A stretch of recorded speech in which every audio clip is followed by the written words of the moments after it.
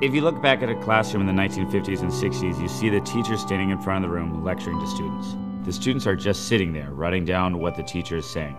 The idea of the 21st century classroom flips that around to where the student is now the center of the environment. That's kind of how my classroom is set up, and video is a huge part of that. The coolest thing about Meridian High School is the people you meet. In our school, we have like over 50 different cultures. Refugee schools, so we get a lot of kids who are brand new to this country. One of the things that YouTube allows them to do is to go visually see different places in the world. Video helps people learn at their own pace because you can review it as many times as you want and you can take notes on it. My advanced students are able to work through it very quickly, where my slower students can pause it more, kind of go back and work. I'm also able to move around the classroom to help more of them. And some people are visual learners, so they learn by seeing. Especially with our kids, where they all grew up with TV.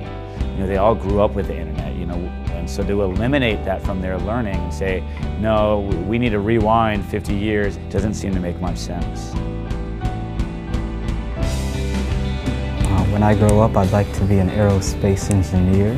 Sometimes I go home and when I can't figure out something like a math equation, I go on YouTube and everyone there helps me out. I want to be an architect when I grow up. I've been looking at other videos of architects and all the things that they design, and that inspired me to get into this career.